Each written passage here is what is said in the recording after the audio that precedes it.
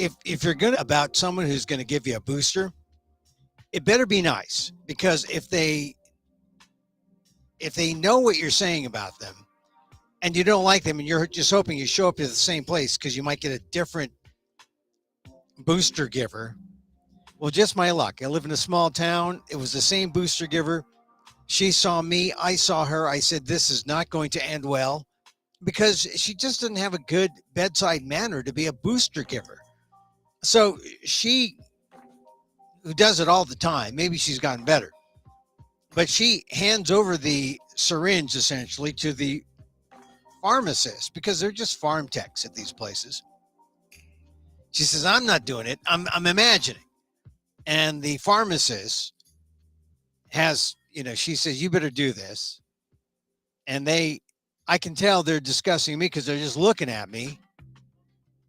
And it's not a mad rush for booster shots. So I'm sure she didn't do it for that reason. And the guy, the big guy, the actual pharmacist, because this is the way corporate pharmacies are. They got a pharmacist, and then they got the underlings who, hand out the prescriptions to the drive-through folks. So he had to do it, and I had to wait. And I think he was kind of resentful because he jabs me. First of all, he doesn't really, he shows like he doesn't know how to do it. And he goes after my arm and just like he's, putting a thermometer in a steak or something. I mean, he's just plunging in with the needle. And it's like, I'm ready for a shock, but he says, hey, it's hard. And I said, yeah, it's muscle. I work out. He said, no, it's hard. You must not be relaxed. I must not be relaxed. I'm sitting. I'm not flexing. I said, yeah, it's hard because it's muscle. It's hard. He said, no, it's like it's bone. Oh my God. My faith in Walgreens has dropped. Now I know if I'm in California, I shouldn't have much faith in Walgreens because of the shenanigans that they try to pull on some kind of deal with the state, which there was a workaround. So any call of a boycott against Walgreens was kind of symbolic at best. So I ordinarily would have said, no, I'm not going to go to Walgreens. But I said, all right, if that was a symbolic protest and it doesn't really matter, I'm going to go. It's convenient. I'll give Walgreens a second chance. And then I go in and they jabbed me. And so I'm a little sore. If I sound a little sore, although how could you tell, right? How could you tell? Anyway, it's Emil, Amok's Takeout. My takes on all things considerable. Welcome to this program. This is a news talk program in the tradition of old style news talk from a guy who competed against Rush Limbaugh and obviously lost. A guy who did talk radio back in the day. And I guess that would make me an OG, as they say. I just go through the news and look at it and say, hey, this bothers me. Well, and then I say to myself, I should have put that phone on Do Not Disturb. What is wrong with me? Okay. Oh, it's Walgreens. Sorry, Walgreens. Yeah, I mean it. I meant every word of it. You guys were butchers. A lot of people don't want to get vaccines and boosters, not because of the debate over the therapeutic effects of either. It's really because they fear shots. And so I guess they know if I'm Mr. Booster and Mr. Vaccine, first in line when the vaccine or the first booster is available, there has to be at least 4 months between your last booster. But you can get them now if you're of a certain age, like I am. But watch for your public statements about the people who dispense them, because they have a means to attack you. I'm telling you, they went after me. I'm still sore. And normally I'm not that sore. There are ways to mitigate against the sore. And I don't mean taking Tylenol. I just mean they could have a better syringe side manner, but they didn't. Anyway, so we do this, the news of the day. Oh, the news of the day. I'll tell you about what I just saw that has bugged me, and it has to do with Zoe Zephyr. You may or may not have heard of Zoe Zephyr. She's a trans woman from Montana. And maybe you haven't heard of her because she's from Montana. But if you have been following the news and are, and look at all the silos, you got to look at, if you're liberal, you got to look at the liberal silos and the conservative ones. If you're conservative, hopefully we can get you to look at all the other ones. The not necessarily liberal, but more moderate silos. If you've been looking at all of them, you know that the transgender issue is a big issue among conservatives who want to shut down any social services for transgender people. And they want to essentially discriminate legally and oppress transgender people. And Montana's case in point, the Montana House, within the hour, this just happened. They voted to formally punish the transgender lawmaker, Representative Zoe Zephyr. She is in the Montana House of Representatives. The Republicans dominate that legislative body. They voted to formally punish Zephyr, who is transgender. She's been blocked from speaking since last week, and she told supporters of a bill to ban gender-affirming care for minors that when they bowed their heads to pray, she said she hoped that they would see blood on their hands. And she was talking about studies about transgender healthcare showing that they can reduce suicides among youth. Transgender healthcare. But the Montana House wants to ban gender affirming care for minors. So Zoe Zephyr spoke out. But before she spoke out, or she was allowed to speak, because they were going to formally punish her. For what? It sounds just like the Tennessee 3. Their issue was guns. Zoe Zephyr's, her issue is transgender health care. But they said that she was out of line, right? A matter of decorum for speaking during floor sessions about that bill and the way she did, especially by talking about seeing blood on their hands. And so they voted to reprimand her, but not before they allowed her to speak. And I'm going to play this clip because she was powerful. This is Zoe Zephyr. Today, I rise in defense of those constituents, of my community, and of democracy itself. Last week, I spoke on the governor's amendments to Senate Bill 99, which banned gender-affirming care. This was a bill that was one of many targeting the LGBTQ community in Montana. Legislature.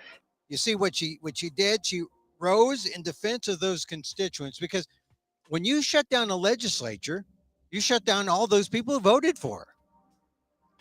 So she stood up in defense of the community and of democracy.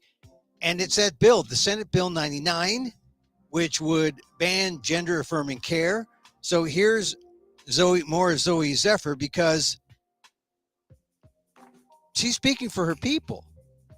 I mean, this is a show primarily for Asian Americans, the AAPI and the AAXs, but for anyone else, any other freedom-loving person. And if you've been kind of on the fence on trans issues, there should be no reason, after seeing what they did in the state of Montana to Zoe Zephyr. Here's more of Zoe Zephyr talking about the legislature there. This legislature has systematically attacked that community. We have seen bills targeting our art forms, our books, our history, and our healthcare. And I rose up in defense of my community that day, speaking to harms that these bills bring and that I have firsthand experience knowing about. I have had friends who have taken their lives because of these bills. I have fielded calls from families in Montana, including one family whose trans teenager attempted to take her life while watching a hearing on one of the anti-trans bills. And in that hearing, our caucus pleaded with the Republican chair of the Judiciary Committee to not allow certain testimony, to keep decorum. And we were told a lot of people have a lot of opinions on these things. So when I rose up and said, there is blood on your hands, I was not being hyperbolic. I was speaking to the real consequences of the votes that we as legislators take in this body. That's Zoe Zephyr. Very articulate, very passionate, and finally allowed to speak before the vote that would reprimand her. And this is not a spoiler alert, it's just the fact. They reprimanded her. But fortunately, they allowed her to speak first, and she let the Montana State House have it. And it's a good thing that there's someone like Zoe Zephyr who could stand up, describe what she did, why she's doing it, and stand up to the bigots in the Montana State Legislature. And when the speaker asks me to apologize, what he is, on behalf of decorum, what he is really asking me to do is be silent when my community is facing bills that get us killed. He's asking me to be complicit in this legislature's eradication of our community, and I refuse to do so, and I will always refuse to do so. I would also say that if you use decorum to silence people who hold you accountable, then in the name of all you are doing is using decorum as a tool of oppression. And that got me. Using the idea of decorum, using decorum being used by the Republican Party in this day and age, where they just had a President 45, the twice impeached, soon to be twice indicted Donald Trump, that a man who had no idea of what the word decorum means, has no idea of what civility means. Suddenly, the Republicans have discovered decorum. Oh, when issues come up about gun control, when issues come about assault weapons ban, when issues come up about trans rights, transgender care. Now they want decorum. They're using it as a tool of repression to shut up those who disagree with them. This is fascism. Fascism in action. That's what it is. So we start today's show by, what can we do but tip our cap to Zoe Zephyr, Representative Zoe Zephyr, for standing up in Montana, speaking out to the House, which after she spoke, reprimanded her, said that you can vote remotely, you can't be on the floor, you can't speak to defend or to criticize the bill. You can't debate, but you can vote remotely. That's how they do it in Montana. Sounds like oppression to me. And keep in mind, this is, as I speak, it's Wednesday, but the protests have gone on in the State House, which led to today's, they gave Zoe Zephyr her time just to speak briefly before they reprimanded her. But there have been protests on Monday, on Tuesday. I don't know what's going to happen now, but you would think that this is not the end, that Zoe Zephyr will not be silenced by this, and nor will the trans people in Montana, nor will their allies anywhere else. But if you're wondering, how's it going in America? How's it going in our political discourse throughout this is a major roadblock. Just as the attempt to expel the Tennessee Three. They got two of them. They got the people of color. They let the white woman stay. But just like decorum was used to expel the Tennessee Three, they've used decorum now in Montana to muzzle a trans legislator in Montana. And this is one of the pet issues of the Republican Party right now, going after the trans people. It was one of Tucker Carlson's favorites right up to the end of his show, talking about, this was one of his issues. Everything, not just trans affirming healthcare, but all the other side issues like trans athletes, just trans people's right to exist, period. Do you know how fascistic that sounds? If you know any trans people,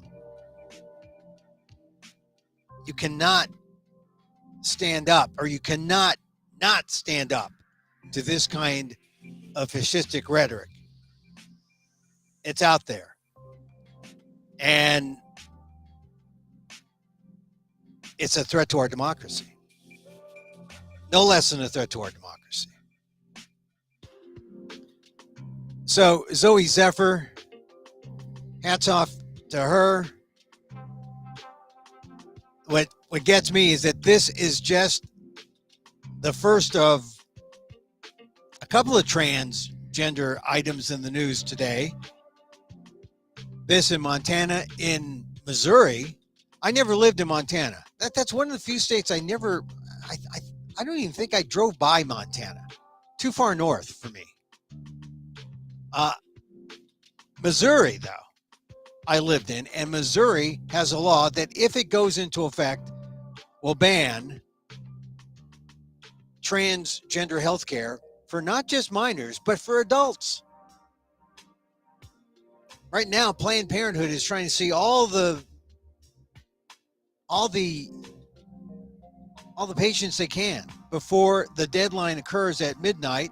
A lawsuit is being heard to try to stop the midnight deadline for when a new anti-trans law takes effect. But most people, from reports I have seen, are preparing for the fact that that new law stands, and they're going to have to fight other legal battles to try to reverse that. So Missouri becomes the first state to ban gender affirming healthcare, not just for minors, but for adults as well. This is where America is going, and it's not good for our democracy. Not good at all. Missouri at midnight, Montana just within the hour, shutting down Representative Zoe Zephyr, state representative. You heard her talk. I mean, when she said this one line, she says, and she's protesting a bill that would end transgender health care. She says, when my community is facing bills that get us killed, he's asking me to be complicit in this legislature's eradication of our community, and I refuse to do so, and I will always refuse to do so. I would also say that if you use decorum to silence people who hold you accountable, then in the name of all you are doing is using decorum as a tool of oppression. Using decorum as a tool of oppression. Boy, That just hits you. If you're for democracy, it just hits you. And if you've been kind of silent or saying, hey, not my issue to date, you should start paying attention. The stuff they're doing is real and is affecting people's lives.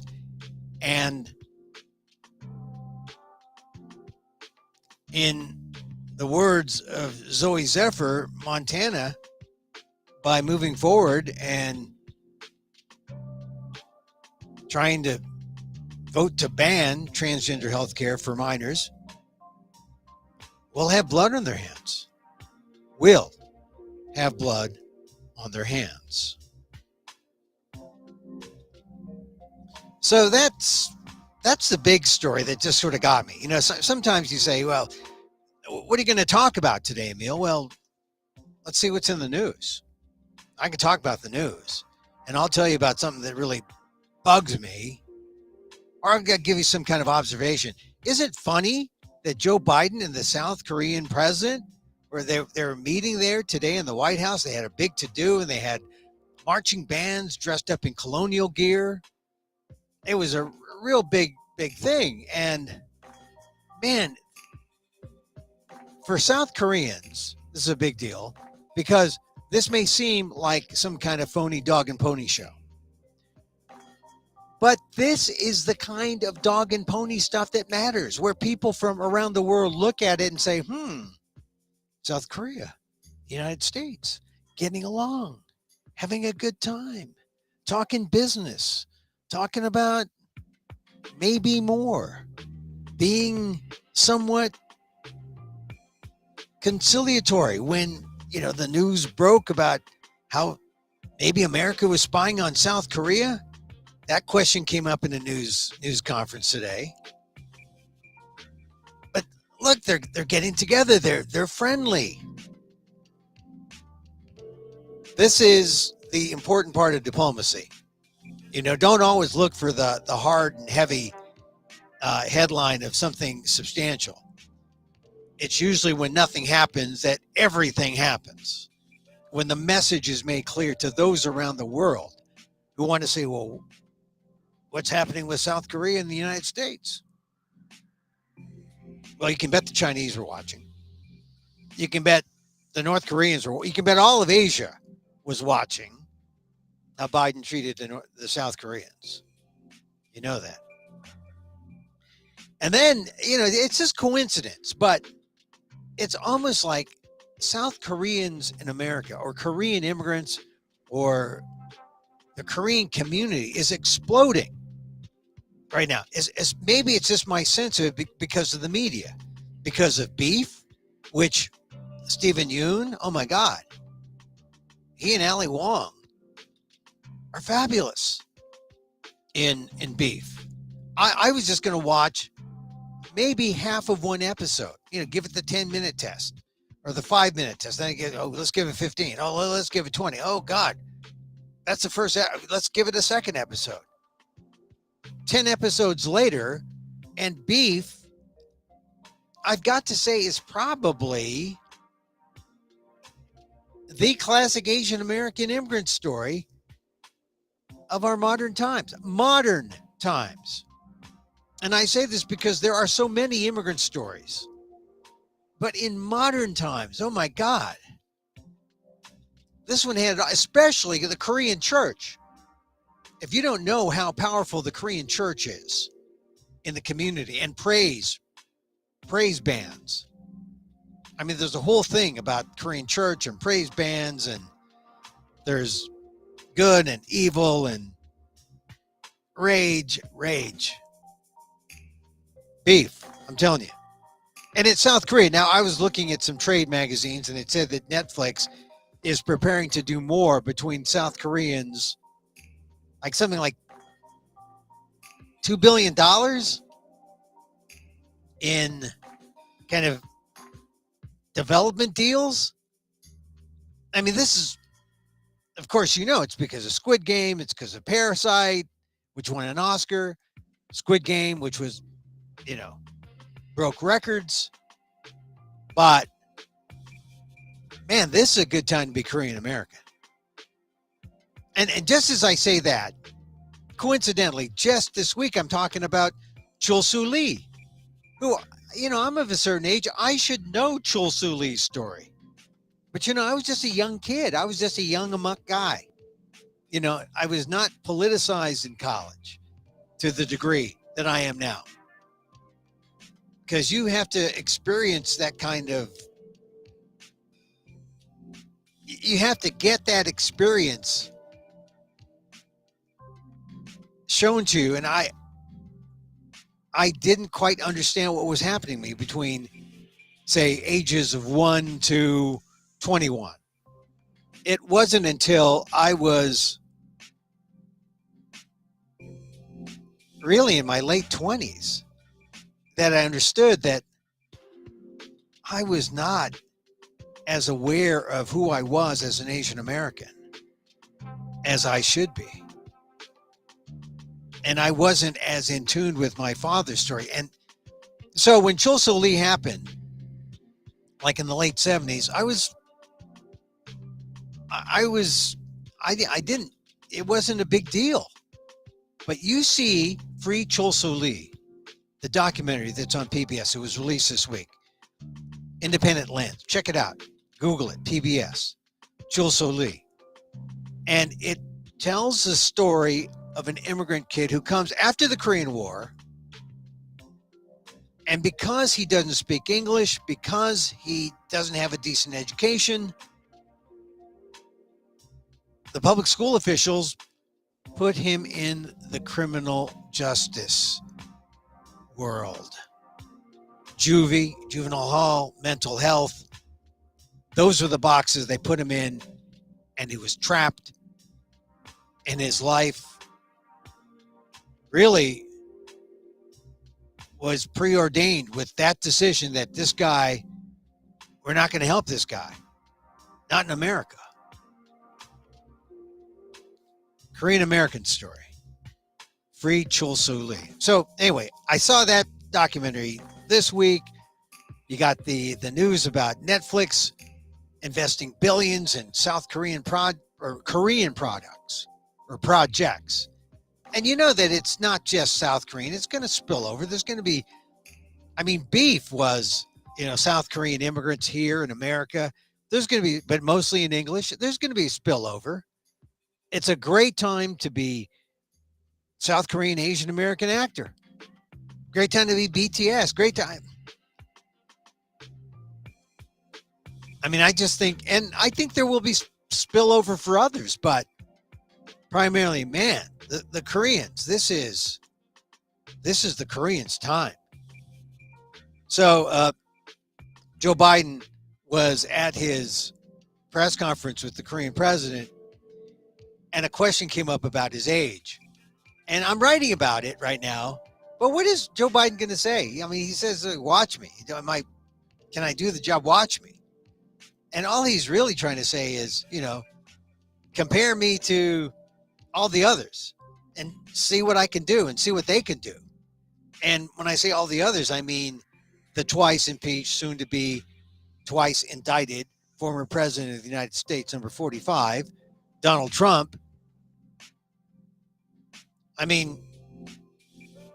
He's no spring chicken. Compare his cholesterol level with Biden's.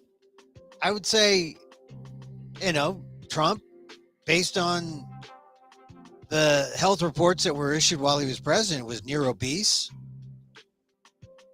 not in the picture of health. You want to talk about age?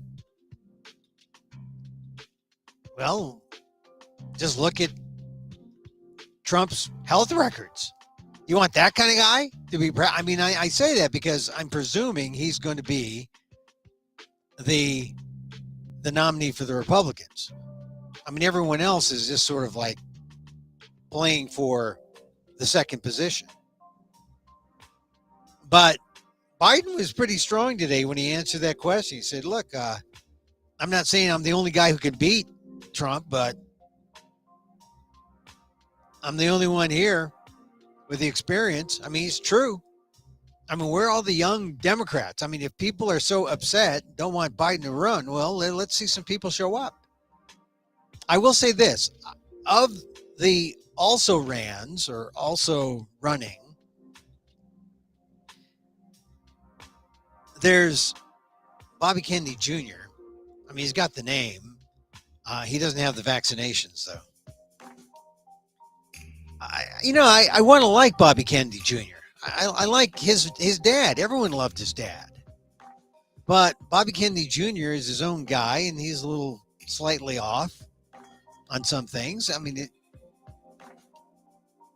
if he said something, or if I saw him, if I watched more deeply, maybe he would say something to convince me to vote for him, but I haven't heard that.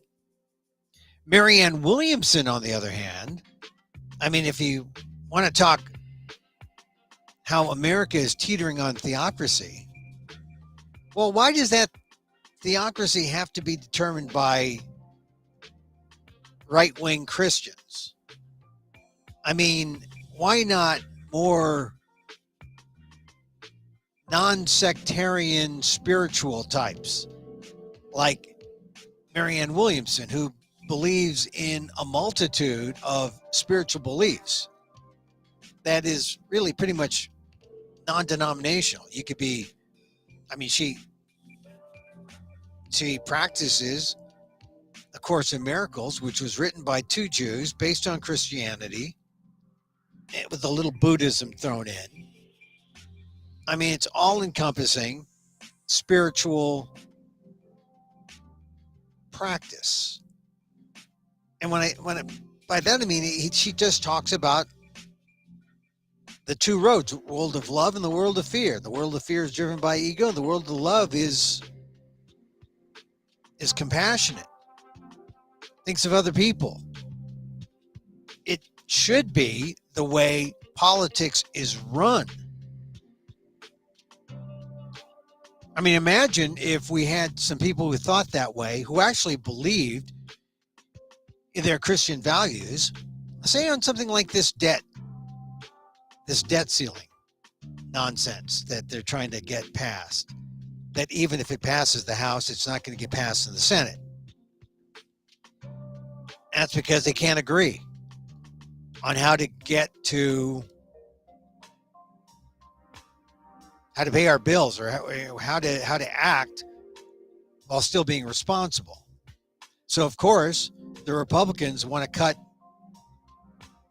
all these helpful provisions in Medicaid, which will affect millions of people in the United States, millions of people without means who need the help.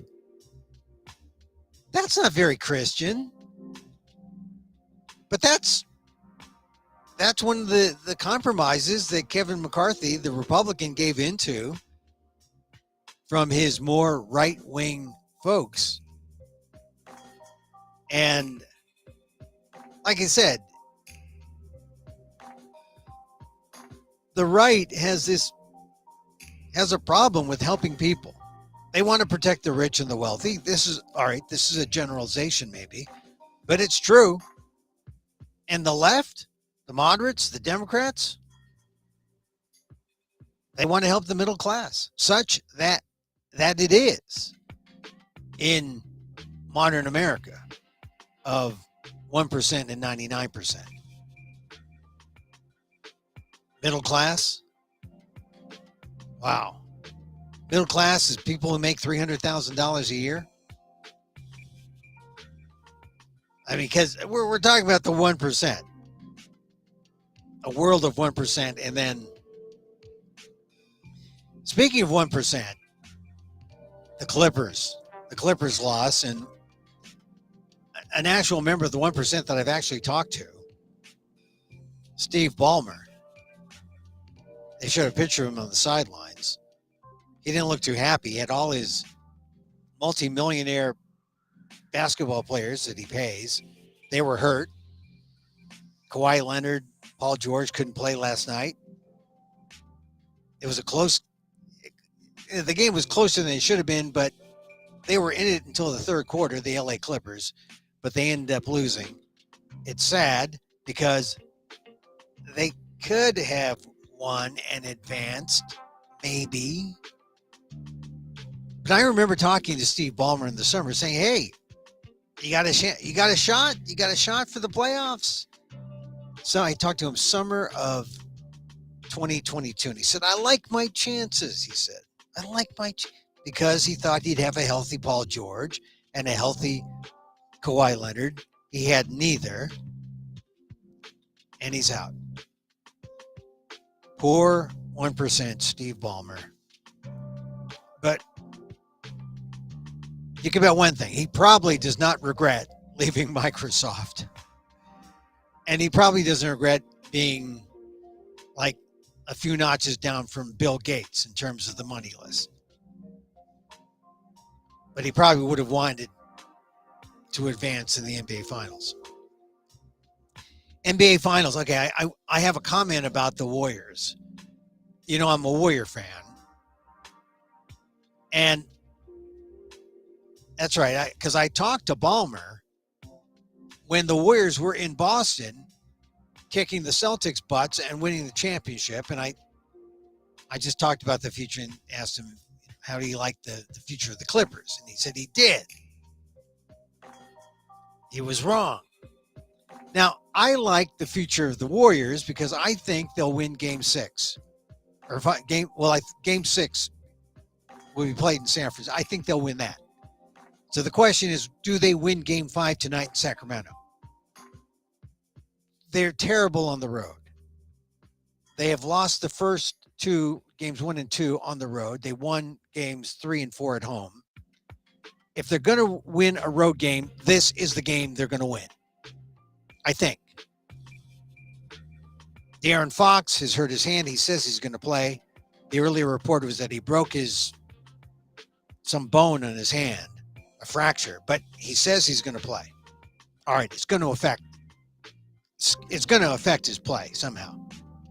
I mean, it's not going to be a minor nuisance. It's going to be, if it's going to have an impact, it's going to have an impact on this game, Game 5. So the Warriors automatically have an advantage. I think they get enough out of their players to win Game 5. And then they go back home, they win Game 6, they win it all. If they lose tonight, now who knows if De'Aaron Fox gets better or worse, but they got him on the ropes now for Game 5. The Warriors should win. But if the Warriors lose, they're down 4 games or 3 games to 2, and it makes Game 6 a must-win at home, which they will, and then make Game 7 a must-win, which I don't know if they will, because the Kings are tough. So it all depends on which game you think the Kings are going to have a slight edge, a Game 5 or a Game 7. I think they have a slight edge on Game 7 because they're at home. They get a chance to knock off the Dubs. I would fear Game 7 if I was a Warrior fan. Game 5, I think the Warriors have momentum. And they have De'Aaron Fox's bad hand. And they got to win one on the road. This could be it. This is the game they win on the road. You know, for the last few years, the Kings, the Sacramento Kings used to be the team that the Warriors would always beat. But in Sacramento, they always gave the Warriors problems. So I don't know. It's going to be hard to win 2 games. But I think they have a better chance of winning Game 5 in Sacramento and then winning Game 6 at home. So good luck, Warriors, tonight. And now we come to the story that some people say, well, what is this about Trump and rape? And is it a defamation case or is it a rape case? It is a defamation case. You know that, right? I mean, it doesn't sound like a defamation case because you say, well, what is this? Yeah, it's a defamation case. E. Jean Carroll is a writer in New York. And she claims this is a civil defamation trial. And it's what Trump said about E. Jean Carroll. And essentially, the rape is important because E. Jean Carroll says, I'm here. She said today, I'm here because Donald Trump raped me. And I mean, I'm trying to find her exact quote, but what she says is when she says that, you know, Donald Trump denied it and essentially said defaming things about E. Jean Carroll, who then claims that she suffered defamation, she suffered her ability to make a living as a writer, as a journalist. But most of all, she said in court, according to reports, she suffered the ability to be in romantic relationships. That's what Donald Trump did to her when he did what she claims he did, which is rape her. And Donald Trump then comes back and says, no, I didn't rape you. Denies it. And then in doing so also ends up defaming her. That's what this case is about. So if you are following the case, E. Jean Carroll took the stand today. And the exact quote is, she said, I'm here because Donald Trump raped me. I mean, that pretty blunt, huh? And then you're wondering, well, shouldn't this be a rape case then? Well, I think it's statute of limitations, but she chose to make this a civil defamation case, not a criminal case. So just know what pool you're in and keep that in mind, and don't get it mixed up with the idea that, oh, this is the rape case. Well, defamation case, and rape is a central part of it. But if you disprove the rape ever happened, is it still defamation? Is the rape, the rape would be correct, because if you're a jury and you believe the rape occurred and you believe that Donald Trump was defaming you by talking about it in public, or you could say, well, maybe the rape didn't occur. I mean, this is Trump's position. Trump's a winner, huh?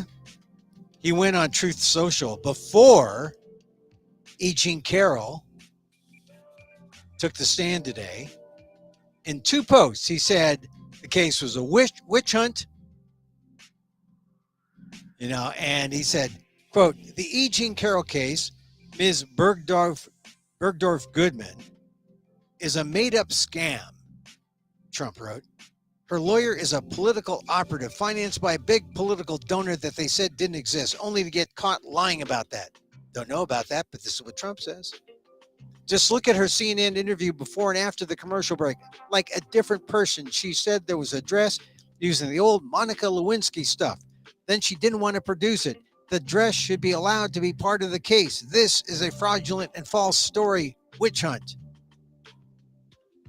That was Donald Trump's post in Truth Social. In the second post, Trump went on to claim that Ms. Carroll and her attorneys got caught lying. The Ms. Bergdorf Goodman case is financed by a big political donor, Trump said. Quote, does anybody believe that I would take a then almost 60-year-old woman that I didn't know from the front door of a very crowded department store, with me being very well known, to put it mildly, this is Trump's words, into a tiny dressing room, and he wrote, she didn't scream. There are no witnesses. Nobody saw this. She never made a police complaint. If I was seen there with a big press, with a woman, big press, scam. If I was seen there with a woman, in caps, big press, scam. And that's Trump speaking out before E. Jean Carroll was able to testify today. You know, if I were Trump's lawyers, I would say, oh my God, please shut up, Mr. Trump, because something happened. It's not some made up thing, not when Trump has this kind of vitriol. Something happened, and whatever happened probably is closer to rape than not. But then when Trump says in his post today, she didn't scream, well, someone should tell Donald that in most cases of rape, the victims are so full of shame they don't scream. Victims are so full of rage and so upset, shame, rage and shame at the same time. One suppresses the other. They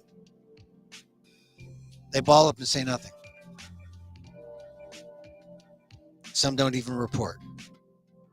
And then that makes it even doubly hurtful when they do report and the law does nothing. So I have to say, I have read over the reports. She's got a new book. That doesn't mean that this is why she's trying to make this claim. But she filed the defamation lawsuit not about the rape, but because she alleges that Trump damaged her reputation, harmed her professionally, and caused emotional pain. So we're going to have to see how this plays out. But I don't think Donald Trump helped himself, because they're reporting right now, and they're talking about this on cable. Breathless reporters are coming out talking about the testimony of E. Jean Carroll, talking about how he lied and shattered my reputation, and I'm here to try to get my life back. That's what E. Jean Carroll said. She also described that day in 1996 in the spring in Bergdorf Goodman department store she runs into Donald Trump. He was leaving, or she was leaving. He was walking in, and he says to her in a very, the Donald Trump charming way, hey, you're that advice lady on TV. And she says, hey, you're the real estate tycoon. And they began to joke and be flirty. And then he asked her for advice to buy a gift. They looked at some handbags and then some hats. He suggested, according to E. Jean Carroll, that they go up to the 6th floor of the room where they sell lingerie. And there they continued joking around. And she described a gray blue bodysuit that they joked about. He suggested that she put it on. She joked that he should put it on. They went into the dressing room, and that's where things get graphic. E. Jean Carroll claims that Trump pushed her up against the wall, pushed her so hard her head banged twice. Then he pulled on her tights and raped her. And at one point, Carroll's voice cracked, according to reports. And she said she felt pain that she could still feel at this moment, this day, on the witness stand. And she now regrets having done any of this, thinking how stupid it was to go up to that dressing room. on the 6th floor of Bergdorf Goodman. And she said that the damage that this whole thing caused her left her unable to have a romantic life again. Now, you put all that together, you have a woman, I don't think she was 60 at the time. I don't know if Trump is right about his assertion about her age. But you take this under oath, this testimony under oath, and you're a member of the jury or you're a judge, and you hear this, I'd say she's pretty convincing. The bodysuit was a lace bodysuit, according to some reports. Carroll alleges that Trump shoved her against the wall, put his hands underneath her dress, pulled down her tights, then unzipped his pants and forcing his fingers around my private area, she says, thrust his penis halfway or completely, I'm not certain, inside me. It's a quote. Forced his fingers around my private area, thrust his penis halfway or completely, I'm not certain, inside me. She calls it a colossal struggle that ensued. She eventually pushed him away, ran out of the dressing room. She says in her writing, the episode was over in under 3 minutes. And Trump denied it, said she's just trying to sell a book. And then said, I'll say it with great respect. Number one, she's not my type. Number two, it never happened. It never happened, okay? That's what Trump said. So this will play out. And you just have to think that maybe, just maybe, is it crossing your mind that this is not the man who should be the Republican nominee? I mean, really, if I were a Republican, I'm not, but if I were, I mean, I'm free to vote Republican. I would want a better candidate. And right now, you've got the big buffoon and you have little buffoons. I mean, there's Asa Hutchinson who got in the race today. He's at 0%. You have Asian Americans. I got to give a plug to the Asian Americans, even though I don't know how much of a plug they deserve. Nikki Haley. And there's Vivek Ramaswamy. Not to be confused with Vivek Ranadive. Vivek Ranadive is the Kings owner, Sacramento Kings owner. Vivek Ramaswamy is the Harvard College, Harvard Law trained entrepreneur who thinks he knows everything. And he thinks he's responsible for everything. He thinks he got Tucker Carlson fired. Do you think he got Don Lemon fired? Do you think he's... So anyway, I think what we're seeing with the Asian American Indians is we're seeing their rise in politics. And I'll say one thing. Here's what you can attribute it to. It's not just community affinity. It's also access to money. Ramaswamy, tech millionaire. I know Nikki Haley isn't, but she's on the Republican side, and she was governor. She carried water for Trump once. I mean, the way you look at the South Asians in the race, you might say, oh, they're just in it for the second place spot. They want to be Trump's Veep. But I don't know if they could be big enough figlies for things like all the stories that'll be breaking during the campaign. And the big ones, like the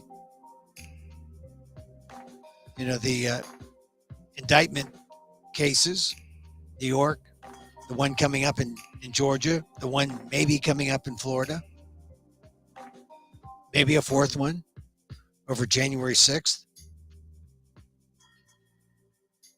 I mean, it should be a reminder, right, about There are people who run for president, guys who get caught up in rape charges, guys who get caught up in criminal indictments. They shouldn't be president. Meanwhile, while Donald Trump's on Truth Social trying to bring back his reputation by trying to debunk the claims of a woman who claims rape, Joe Biden is in the White House being presidential, speaking with the president of South Korea, and making sure the world is a safer place. I mean, bad day for Trump, good day for Biden, huh? And I hope tonight a better day for the Golden State Warriors. God, if you're a basketball fan, usually it doesn't get this good for basketball fans until like maybe the semifinals or the finals. We're just in round one. And then that's going to come on and you're going to see, in the next round, a more intense battles. And then you're going to get to the Western Division finals. And then you're going to get to the finals. This is going to be a great thing. And maybe the best teams are in the West. So you got to be happy that Miami's playing well because they got an Asian American, Filipino American coach, Eric Spoelstra. But they look good. They look competitive with Jimmy Butler, Miami. And then there's so many teams that can come out of the West. From the Phoenix Suns, Denver Nuggets, the Sacramento Kings, the Golden State Warriors. Oh my God. There you have it. Whoever wins the West probably will win it all. Let's see. Let's hope. All right. If you missed any or all or part of the show, go back to the beginning. Check out what I said about Zoe Zephyr, the Montana House member who was censored. But before she went, made some frank, courageous comments about the Montana House's use of decorum to oppress the free speech rights of trans people in America. And as I said, if you are a member of a minority group in the United States, you cannot hear her words and not have the political empathy to stand with Zoe Zephyr and all those who are standing against anti-trans laws that are now suddenly coming on the books. They're trying to pass one in Montana. They got one in Missouri passed that goes into effect as of midnight. This is a civil rights battle, my friends. So go back and listen to what Zoe Zephyr said, and then go back and catch the replay on Twitter at Emil Amok, YouTube at youtube.com/EMILAMOK1. Let's see, where else am I? Facebook at fb.com/EmilGuillermo.media. Also, replays on AMOK.com. I like to meditate. I don't always get to meditate, but here's the thing.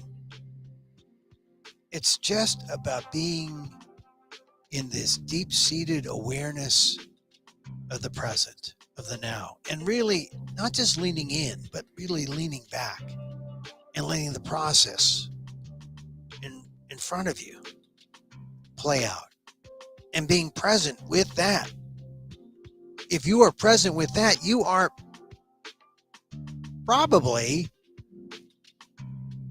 you'll probably be the best you could be because you are present, you are aware. You are right there.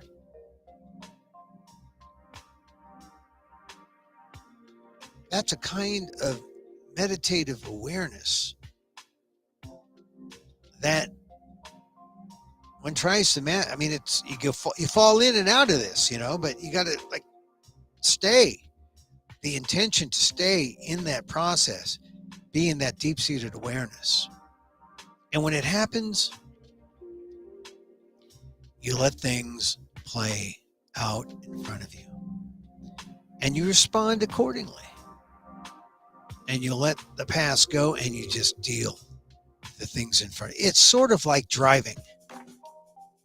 Once you've run that red light, you don't go back and say, make over. No, you just keep going forward. All right, that was then. This is now. Driving forward.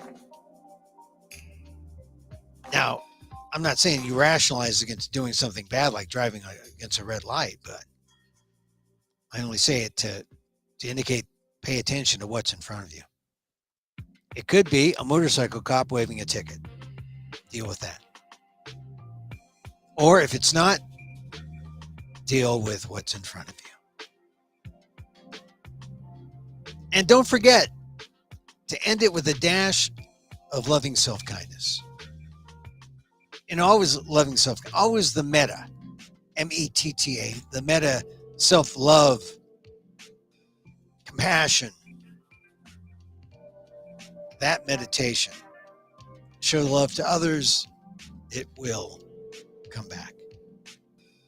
And so, as I wish for me, I wish for you. May you be safe. May you be happy. May you be healthy. And may you live with ease. Emil Guillermo here. Check out the PETA podcast. It's on saving animals in Turkey, the country. The worst earthquake in February, 7.8, the worst. Like the worst earthquake in that country since 523. Can you imagine that? Man. Anyway, I talk about saving animals there. Check it out. The PETA Podcast, Review Podcast. This is our live thing, our secret podcast. You know where to get it. Replays on amok.com. Till next time, Emil Guillermo. Mahal.